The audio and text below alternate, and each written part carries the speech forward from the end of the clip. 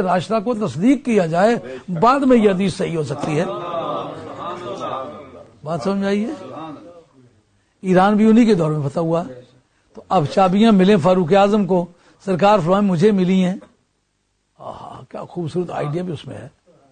وہ تی تو فرمایا عین سے، امزے سے نہیں، اس کے معنی دیے جانے کے تو ہوتے ہیں، دے دی گئیں، یہ اپنی زبان میں بھی آپ فرق کرتے ہیں، لیکن آپ کو کبھی نوٹ نہیں فرمایا ہوگا۔ ارے اے کڑیے چھری کو تھئی اگر وہ گمانیاں کی دیتی سی، وہ انہوں کی دیتی سی یا چاہیے دیتی ہے، یعنی جے موڑی کہ نہیں صلاح نہیں پھر تو چاہیے دیتی نا، یہ صرف نیری دیت گو کہ نہیں آ سرکار کا یہ فرمانا مجھے دے دی گئی، کیا مطلب؟ ایران اور شام فتح ہوا ہے اور قیامت کی صبح تک مسلمانوں کے قبضے میں رہے گا۔ سمجھ آئی بات؟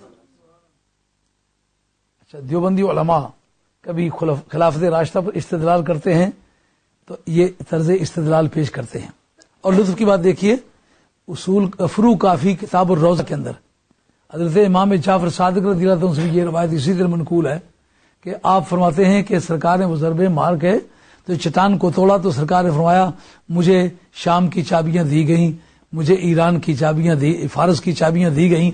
اس کا مطلب یہ ہے کہ اہل سنت نے دل کے بہلاوے کے لیے اس حدیث کو گھڑا نہیں، بلکہ یہ شیعہ کی کتابوں کے اندر بھی موجود ہے، مطلب یہ ان کی کتابوں میں بھی معتبرات کے اندر موجود ہے، اور روایت اس کے حضرت امام جعفر صادق کی ذات پاک سے ہے، تو اس کا معنی یہ ہے کہ حضرت امام جعفر صادق کی ذات پاک نے جناب فاروق اعظم کی خلافت راشدہ کو خلافت راشدہ تسلیم کیا ہے۔ آئی بات؟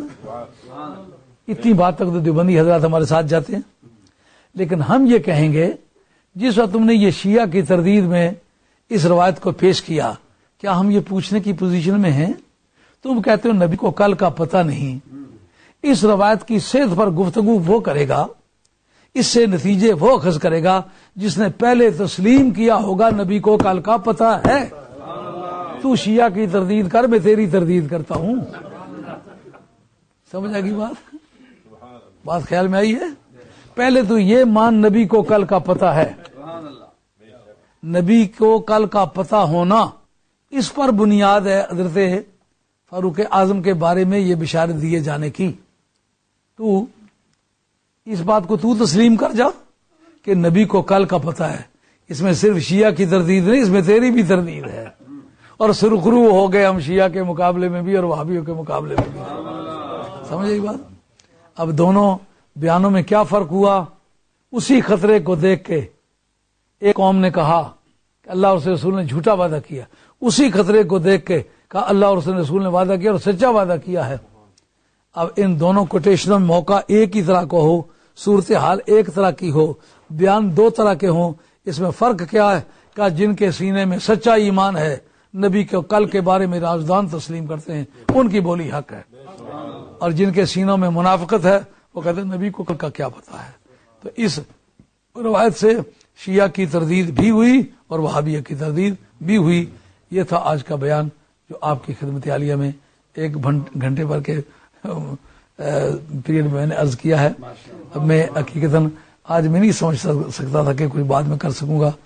میرے بھائیوں میں سب سے زیادہ دوست میرا بھائی جو ہے وہ اس وقت کوئی 14 گھنٹے کے قریب کا زمانہ بنتا ہے، بے ہوش ہے، انٹینسو کیئر میں ہے، شفا ہاسپٹل میں، پہلے سی ایم ایچ میں تھا۔ جب میں لندن سے چلا تو میں نے ان کو کہا آپ اس کو شفا میں پہنچائیں، میں کوشش کرتا ہوں کہ جلدی سے جلدی سیٹ ملے میں آ جاؤں، تو اللہ کو منظور جس قدر جلدی ہوگی میں چلا جاؤں گا، لیکن میں نے کہا دین کا کام ہے، یہ کریں ممکن ہے اس کی برکت سے اس میرے بھائی کو فائدہ پہنچے، لیکن اس وقت کوئی 12 سے 14 گھنٹے کے درمیان کا غالباً یا کچھ کم و بیش وقت ہوتا ہوگا کہ اس میں وہ بے ہوش لگاتار چلا رہا ہے۔ خدا خیریت گزارے، انٹینسو کیئر میں ہے، تو جو اپنے چاہنے بانے والے لوگ ہیں ڈاکٹرز وغیرہ ان کو کہا ہے کہ آپ دیکھ بھال کریں، انشاءاللہ جتنا بھی جلدی سیٹ ملتی ہے میں چلے جاتا ہوں۔ آپ بڑے بڑے نیک لوگ آئے ہوئے ہیں، اللہ کی بارگاہ میں دعا کریں اور میرے بھائی کو اللہ شفا اجر و کام عطا فرمائے۔ اب سلام پڑھتے ہیں، اس کے بعد پھر